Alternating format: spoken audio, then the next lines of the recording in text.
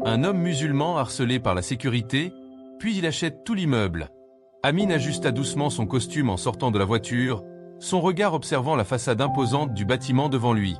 Les grandes fenêtres reflétaient la lumière du soleil, donnant un éclat presque aveuglant à cette structure qui abritait tant de bureaux animés et de projets en cours. Ce n'était pas la première fois qu'il visitait un endroit comme celui-ci, mais aujourd'hui, quelque chose d'inattendu allait se produire.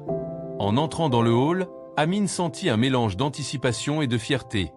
Sa tenue impeccable, un costume gris clair parfaitement ajusté, une chemise blanche immaculée et un kufi délicatement posé sur sa tête attiraient quelques regards furtifs. Mais il n'y prêta pas attention. Il avait l'habitude de ces regards, certains curieux, d'autres remplis de jugement. La vie l'avait forgé pour affronter de tels moments avec une patience et une dignité inébranlables. Alors qu'il avançait vers l'accueil, un homme en uniforme de sécurité se dressa soudainement devant lui. Il était grand, avec une posture rigide, et son regard semblait peser lourdement sur Amin. « Monsieur, vous avez une raison d'être ici » demanda-t-il d'un ton sec. Amin, surpris par l'interruption, répondit calmement. « Oui, je suis ici pour une réunion. » Le garde, dont la plaque indiquait « Jean », fronça les sourcils. Il scruta Amin de haut en bas, comme pour chercher une raison de douter de ses intentions. « Une réunion ?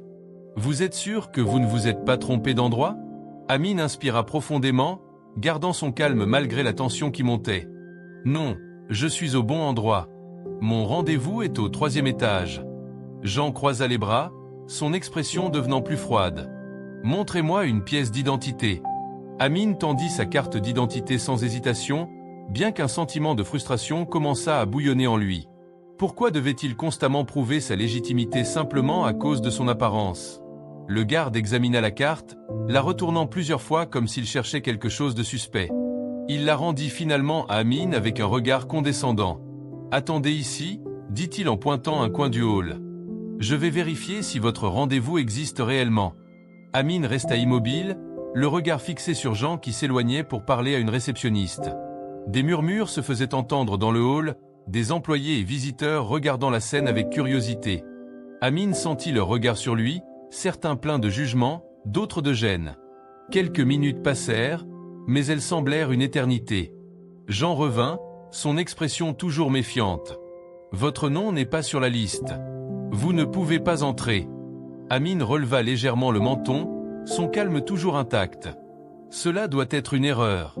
J'ai pris rendez-vous il y a plusieurs jours. » Jean haussa les épaules, son ton devenant encore plus sec. « Peu importe. Sans confirmation, je ne peux pas vous laisser passer. » Amin inspira profondément, réprimant l'envie de réagir impulsivement. « Puis-je parler au responsable du bâtiment ?» Jean éclata de rire, un rire moqueur qui résonna dans le hall. « Le responsable ? Vous croyez vraiment qu'il va se déplacer pour vous ?» Les murmures dans le hall s'intensifièrent. Amin sentait la tension monter, mais il refusa de se laisser emporter. Sa mère lui avait toujours appris que la dignité et la patience étaient des armes puissantes contre l'ignorance. « Je suis un homme patient, » dit-il calmement, « mais je n'apprécie pas d'être traité de la sorte. » Jean leva les mains, simulant un geste d'innocence. « Ce n'est pas personnel, monsieur. Nous avons des protocoles. Vous comprenez, n'est-ce pas ?» Mais Amin savait que ce n'était pas qu'une question de protocole. C'était une attitude enracinée dans des préjugés qu'il avait trop souvent rencontrés. Il choisit cependant de ne pas répondre, laissant le silence parler pour lui. Après plusieurs échanges tendus, Amin décida de quitter le bâtiment pour l'instant. Tandis qu'il marchait vers la sortie, il entendit Jean murmurer à un autre agent de sécurité. « Ces gens-là pensent qu'ils peuvent aller où ils veulent. » Amin s'arrêta brièvement, mais ne se retourna pas. Il quitta le hall avec une dignité tranquille, bien décidé à revenir. Ce n'était pas seulement une question de rendez-vous manqué, c'était une question de respect, de justice et de dignité. Amin marchait calmement vers sa voiture, le visage impassible. Mais à l'intérieur, un mélange d'émotions tourbillonnait en lui. Ce n'était pas la première fois qu'il était confronté à ce genre de comportement, mais à chaque fois, cela le ramenait à des souvenirs qu'il aurait préféré oublier. Il s'assit dans sa voiture et resta immobile un instant, observant le bâtiment à travers le pare-brise. Ses mains étaient posées sur le volant, mais il ne bougeait pas. Son esprit était ailleurs, revivant des moments où il avait dû prouver sa valeur face à des gens qui le jugeaient simplement pour ce qu'il était. Il se souvenait de son arrivée dans ce pays, Des longues journées passées à travailler dans des entrepôts pour économiser le moindre centime. Il se rappelait les regards sceptiques des banques lorsqu'il avait essayé d'obtenir un prêt pour lancer son entreprise. Et pourtant, il avait persévéré. Amin n'était pas seulement un homme intelligent, il était résilient. Après quelques minutes de réflexion, Amin sortit son téléphone et passa un appel. « Ahmed, c'est Amin.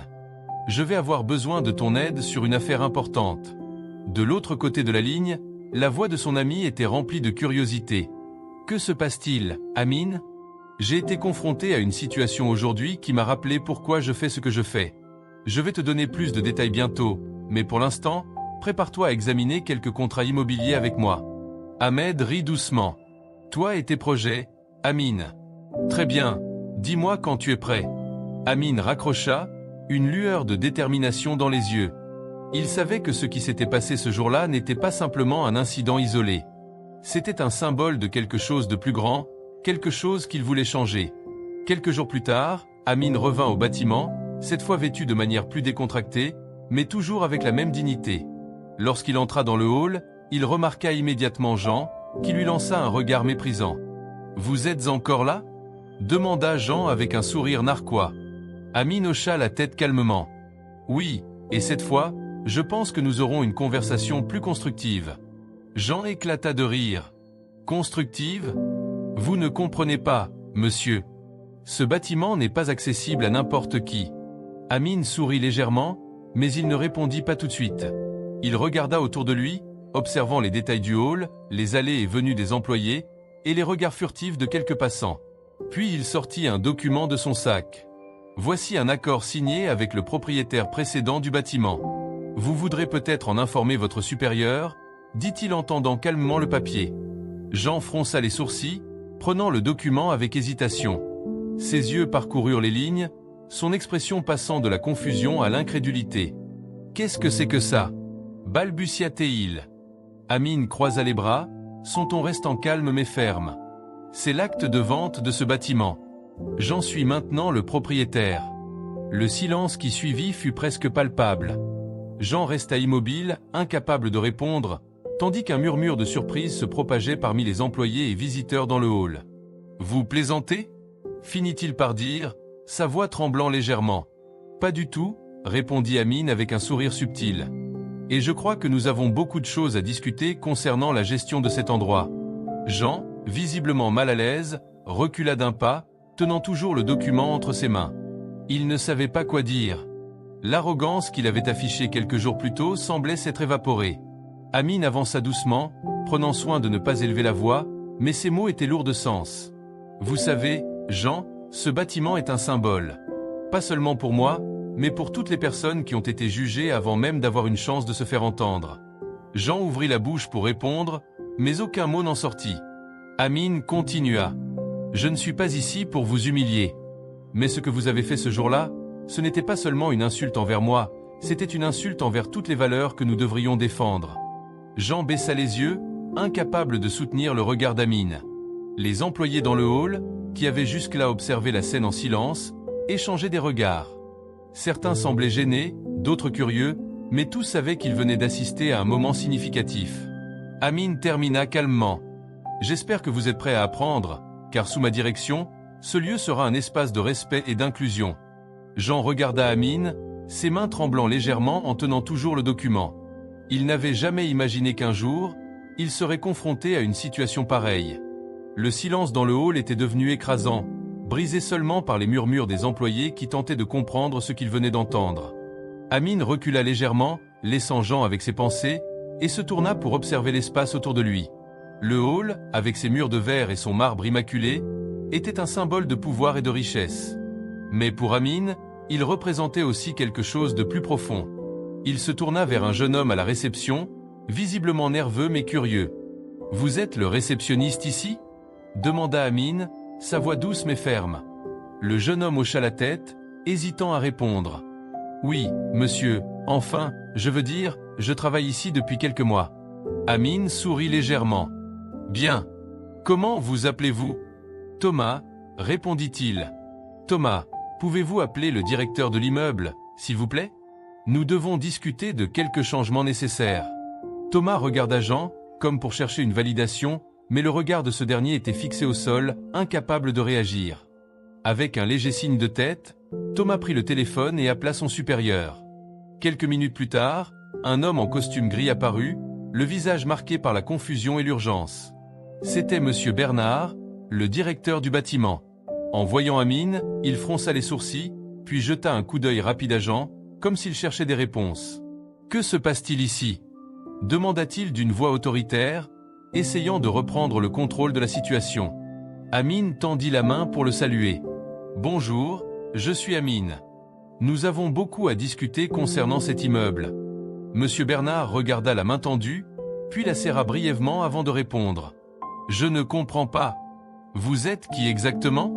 Amine prit une respiration profonde, savourant le moment où la vérité serait révélée. « Je suis le nouveau propriétaire de cet immeuble, Monsieur Bernard.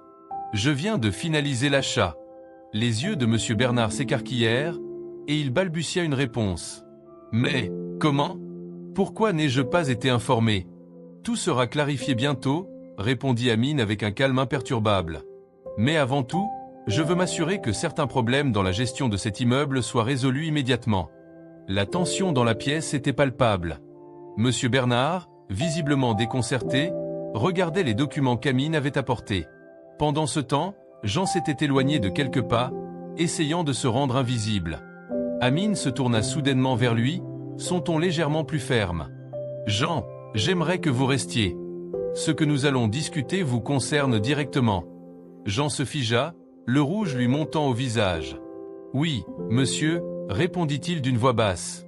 Amine inspira profondément, croisant les bras. « Ce que j'ai vécu ici il y a quelques jours était inacceptable. Et je sais que je ne suis pas le seul à avoir été traité de cette manière. Ce bâtiment ne sera pas seulement un lieu de travail ou de commerce.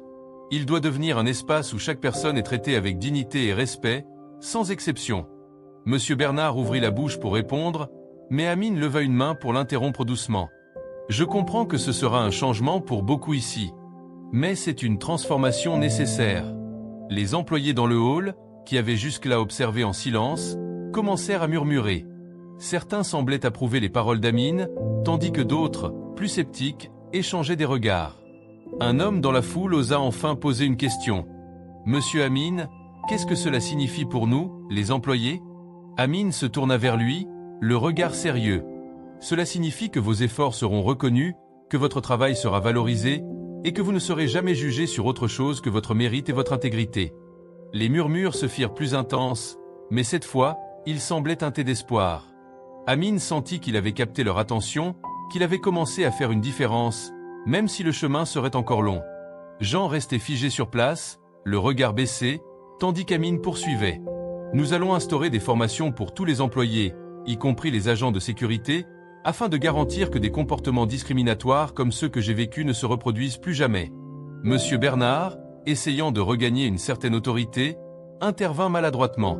« Monsieur Amine, je suis sûr qu'il s'agit d'un incident isolé. Jean est un excellent employé, et je suis certain qu'il n'avait pas l'intention de vous offenser. » Amine le regarda calmement, son expression impassible. « Peut-être. Mais ce n'est pas une question d'intention. C'est une question de respect et de responsabilité. » Le silence dans le hall était presque assourdissant. Chaque mot d'Amine résonnait dans l'esprit des employés présents. Il se tourna à nouveau vers Jean, son ton légèrement plus doux. « Jean, je ne suis pas ici pour vous humilier. Je suis ici pour vous offrir une opportunité d'apprendre. Ce que vous avez fait ce jour-là n'était pas acceptable, mais cela ne définit pas qui vous êtes. Cela dit, j'espère que vous serez prêt à faire des efforts pour changer. » Jean releva les yeux, surpris par les paroles d'Amine.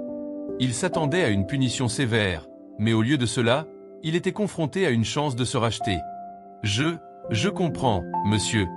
Je ferai de mon mieux, » murmura-t-il, sa voix pleine de remords. Amine hocha la tête avant de se tourner vers Monsieur Bernard. « Et vous, Monsieur Bernard, en tant que directeur, vous avez une grande responsabilité. Vous êtes censé être un leader, quelqu'un qui donne l'exemple. Pourtant, lorsque je vous ai demandé de l'aide ce jour-là, vous avez choisi de me rejeter. » Monsieur Bernard ouvrit la bouche pour se défendre, mais Amine leva une main pour l'interrompre. « Je ne vous blâme pas uniquement, mais je vous demande de réfléchir à votre rôle. Si vous ne pouvez pas diriger avec intégrité et respect, alors peut-être que vous n'êtes pas à la bonne place. Le visage de M. Bernard devint livide. Il comprit que son poste, qu'il considérait comme acquis, était désormais en jeu. Pendant ce temps, les autres employés dans le hall étaient captivés par ce qu'ils voyaient. Beaucoup d'entre eux, surtout ceux qui occupaient des postes subalternes, se sentaient pour la première fois écoutés et défendus. Une jeune femme, Sarah, qui travaillait à la réception depuis 2 ans, prit soudain la parole. « Monsieur Amin, puis-je dire quelque chose ?» Amin se tourna vers elle et lui fit un signe de tête. « Bien sûr, Sarah. » Elle respira profondément avant de parler. « Ce que vous dites est vrai. Beaucoup d'entre nous ici, surtout les employés comme moi, avons souvent été ignorés ou maltraités. Je ne veux pas parler pour tout le monde, mais je pense que beaucoup d'entre nous espèrent ce changement. » Les murmures dans la foule se transformèrent en un consensus. Plusieurs hochaient la tête, tandis que d'autres murmuraient des mots d'approbation. Amin répondit avec un sourire chaleureux. « Merci, Sarah. Votre courage de parler est exactement ce dont cet endroit a besoin. Je vous promets que sous ma direction, vos voix compteront. » Amin observa les employés avec attention, notant leurs expressions d'espoir mêlées d'hésitation.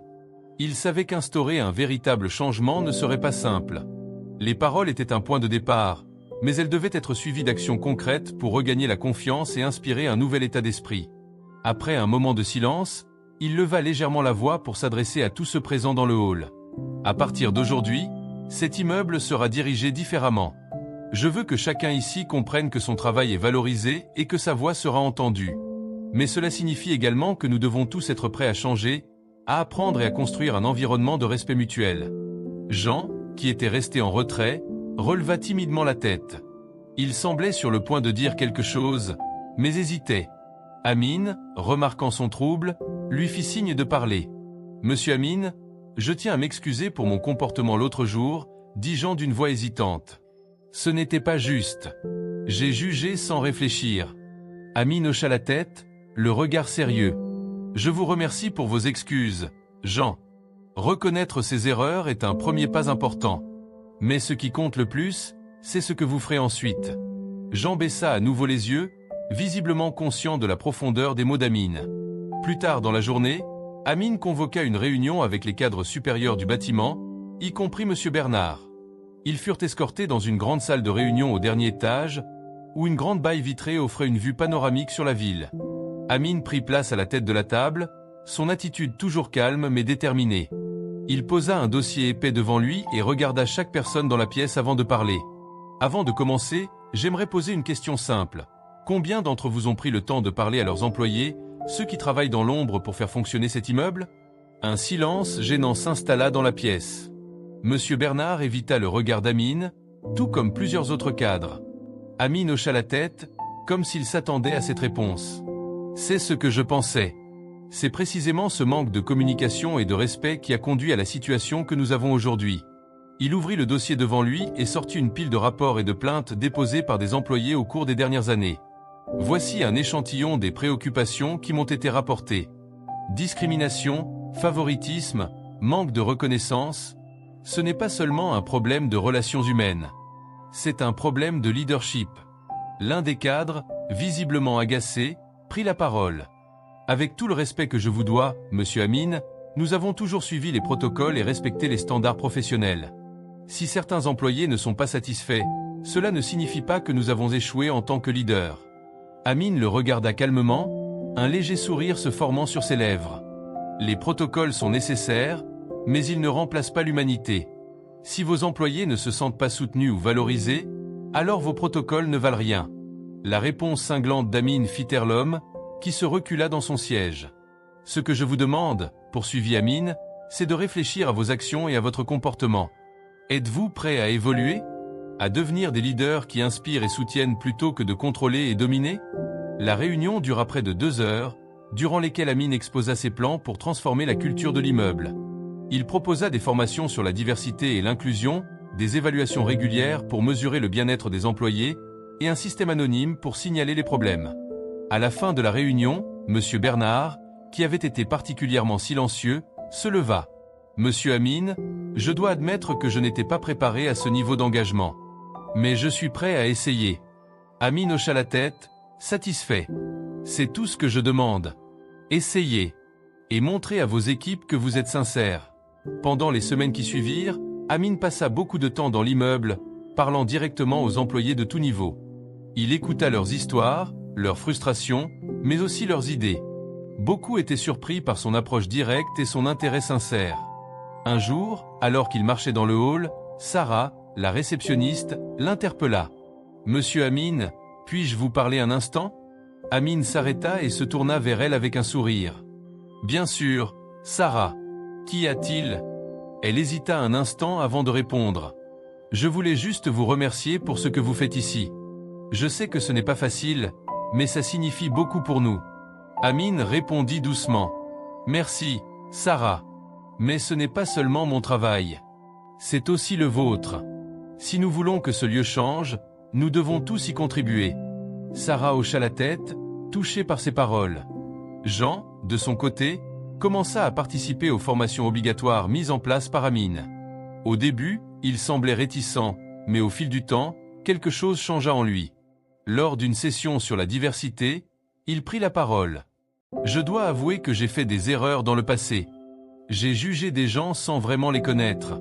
Mais je réalise maintenant à quel point cela était injuste. » Les autres participants, surpris par son honnêteté, l'écoutèrent attentivement.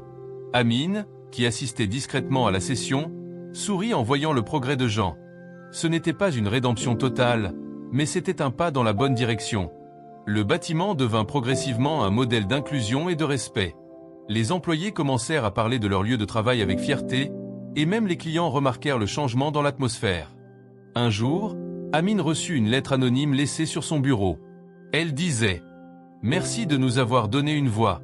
Vous avez prouvé qu'un leader peut changer des vies, pas seulement des chiffres. » Amine lut la lettre avec un sourire ému, se rappelant pourquoi il avait commencé ce voyage. Ce n'était pas seulement pour posséder un bâtiment, mais pour construire quelque chose de bien plus grand, une communauté. Quelques mois après le rachat de l'immeuble, les changements instaurés par Amine commençaient à porter leurs fruits. Les murs autrefois froids et impersonnels du bâtiment semblaient maintenant respirer une énergie nouvelle. Les employés, qui auparavant évitaient de croiser le regard de leurs supérieurs, discutaient désormais librement, échangeant idées et encouragements dans les couloirs. Amine passait régulièrement dans les bureaux, non pas comme un patron distant, mais comme un leader accessible. Il s'arrêtait pour discuter avec chaque employé, qu'il s'agisse des agents d'entretien, des réceptionnistes ou des cadres. Cette approche inattendue continuait de surprendre. Un jour, alors qu'il visitait l'un des étages supérieurs, il rencontra une employée nommée Claire. Elle travaillait dans le département de la comptabilité depuis 5 ans, mais personne ne l'avait jamais vraiment remarquée. « Bonjour, Claire », dit Amine avec un sourire chaleureux. Claire, surprise qu'il connaisse son nom, rougit légèrement. « Bonjour, monsieur Amine. Comment allez-vous ? Avez-vous tout ce qu'il vous faut pour faire votre travail efficacement ?» Elle hésita, puis répondit timidement. « Eh bien, pour être honnête, il y a certaines choses qui pourraient être améliorées. » Amine hocha la tête avec intérêt. « Dites-moi tout. Votre avis est important. » Encouragée par son ton sincère, Claire parla de problèmes techniques dans son département, de l'équipement obsolète qui ralentissait leur travail, et de la pression qu'ils ressentaient pour respecter des délais impossibles. « Merci de partager cela, Claire. Je vais m'assurer que ces problèmes soient résolus rapidement, » répondit Amine.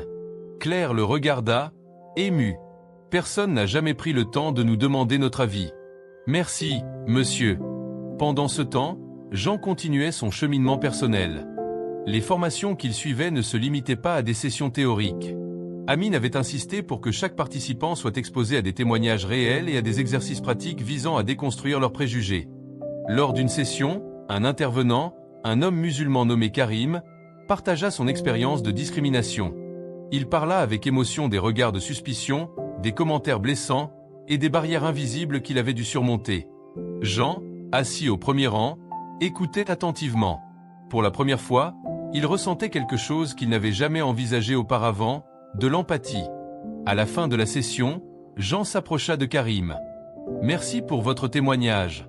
Je n'avais jamais réalisé à quel point certaines de mes actions pouvaient affecter les gens. » Karim sourit et serra la main de Jean. « Le plus important, c'est d'apprendre et de changer. Nous avons tous des préjugés.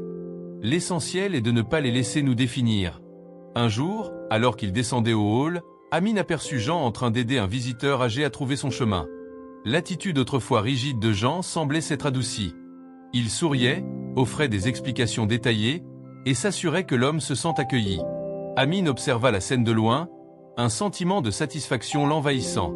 Ce qu'il voyait n'était pas seulement le résultat de règles imposées, mais un véritable changement de comportement. Lorsque Jean finit d'aider le visiteur, Amine s'approcha de lui. « Jean, je voulais vous remercier. Ce que vous venez de faire montre à quel point vous avez évolué. » Jean, pris au dépourvu, baissa les yeux modestement. « C'est grâce à vous, monsieur Amine. Vous m'avez montré qu'il y a une autre manière de faire les choses. » Amine posa une main sur son épaule. « Vous avez fait le travail.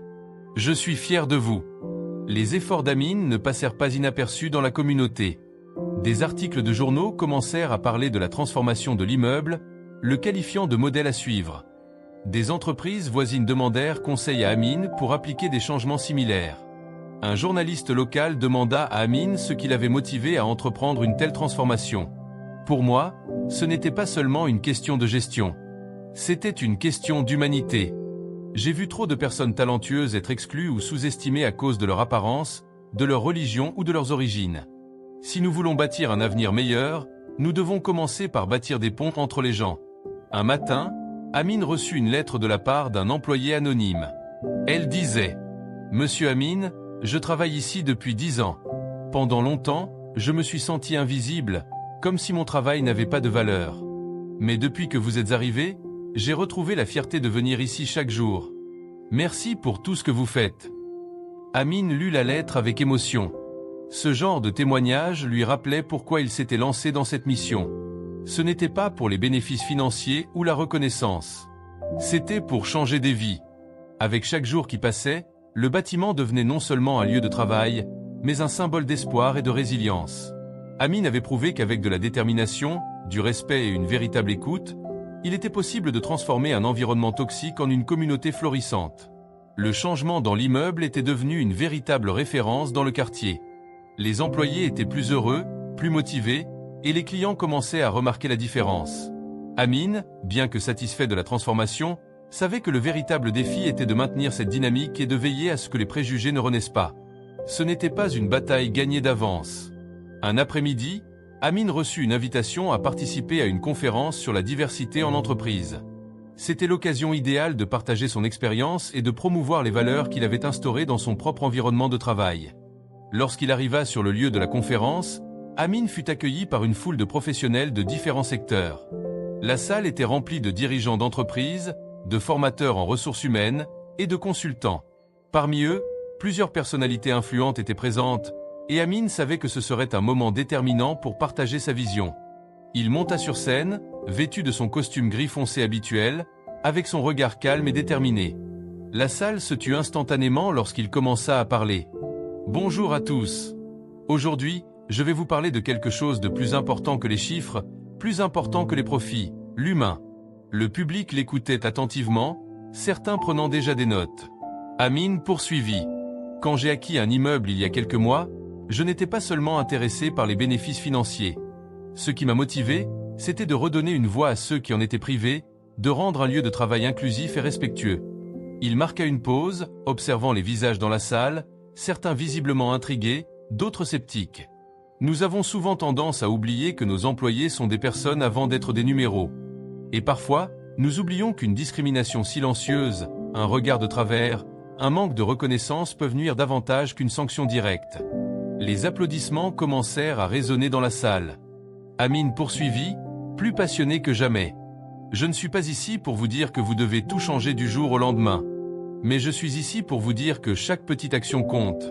Chaque regard respectueux, chaque geste d'attention peut transformer la culture d'une entreprise. Il suffit de vouloir y croire. » À la fin de la conférence, Amine fut approché par plusieurs participants, curieux de savoir comment il avait mis en œuvre ses idées dans un cadre si complexe. L'un d'eux, un consultant en gestion, lui posa la question suivante. « Monsieur Amine, vos changements dans cet immeuble ont l'air impressionnants, mais comment avez-vous surmonté les résistances internes ?» Amine réfléchit un instant avant de répondre. « La clé, c'est d'écouter, de faire comprendre aux employés que leur voix compte. Et puis, il faut du courage.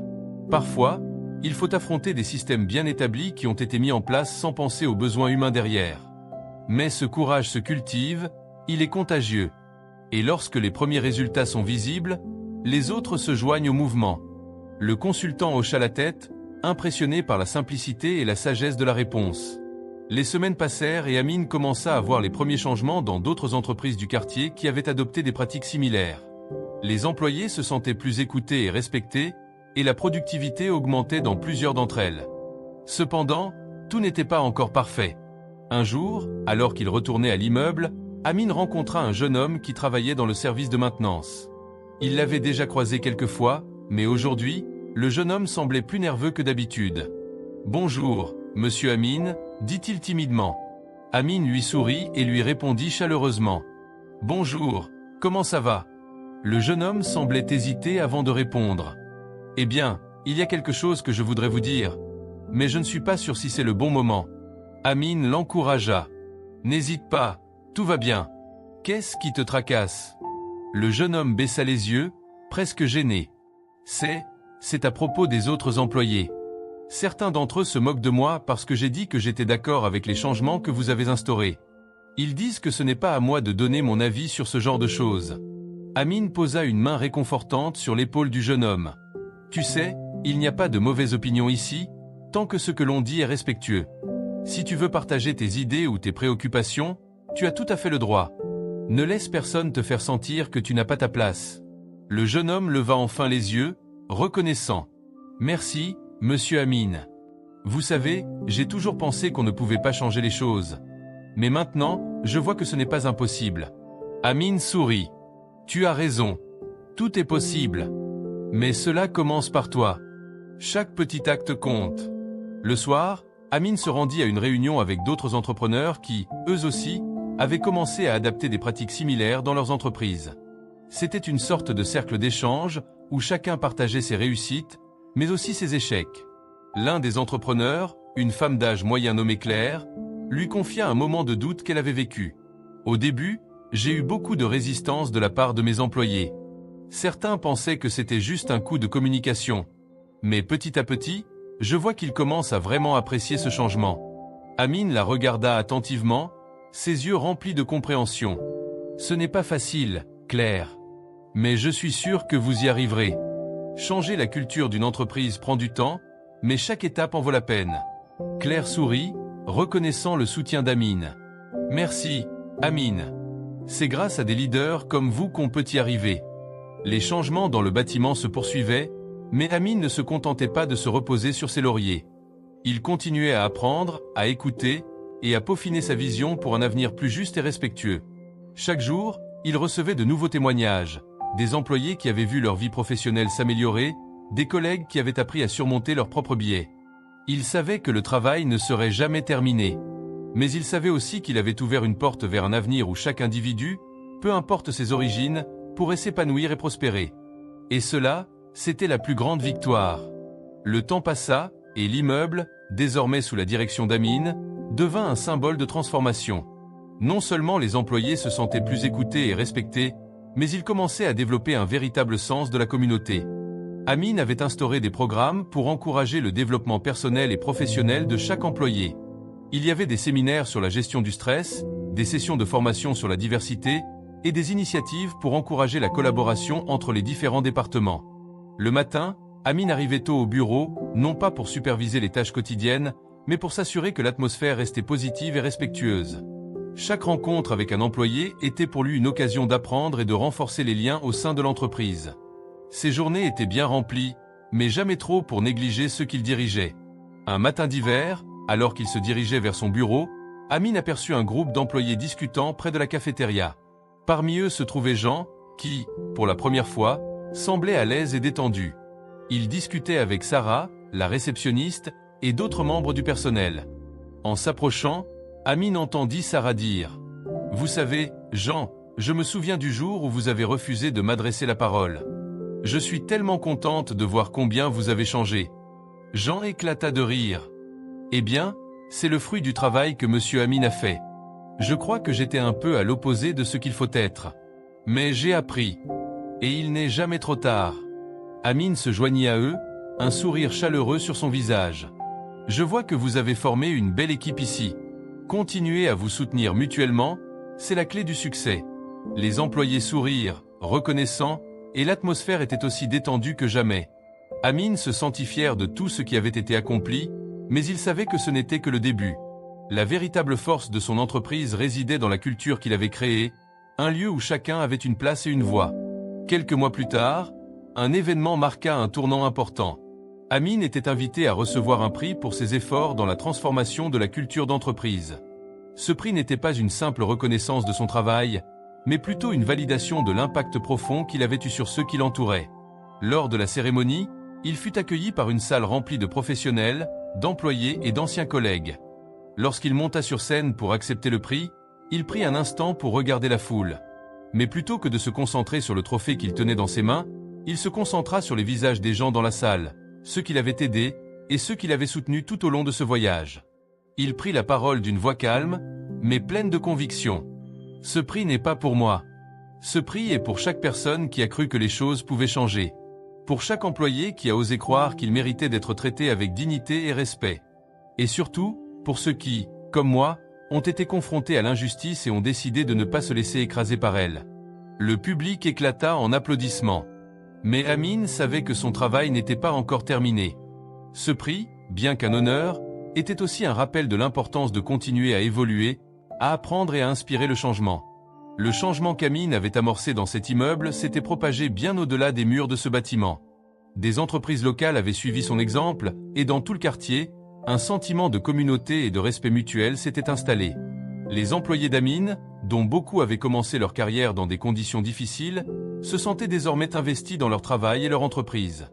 Ils se sentaient valorisés, non seulement pour leur travail, mais pour leur humanité. Les portes du bureau ne s'étaient pas simplement ouvertes pour les réunions, mais pour les idées et les voix de ceux qui les faisaient tourner. Un jour, alors qu'il observait l'un de ses anciens employés, désormais devenu cadre dans l'entreprise, Amin se sentit un profond sentiment de satisfaction. Il n'avait pas seulement transformé un immeuble, il avait transformé des vies. Il avait prouvé qu'avec de la patience, de la détermination et une vraie volonté de créer du changement, on pouvait éradiquer des pratiques injustes et bâtir une nouvelle réalité pour ceux qui étaient trop souvent négligés. Ce matin-là, alors qu'il traversait le hall du bâtiment une dernière fois, Amin se rappela pourquoi il avait fait tout cela. Ce n'était pas pour le pouvoir, ni pour les récompenses, mais pour que chaque individu puisse se lever chaque matin, non seulement pour accomplir son travail, mais pour se sentir fier d'appartenir à quelque chose de plus grand que lui-même.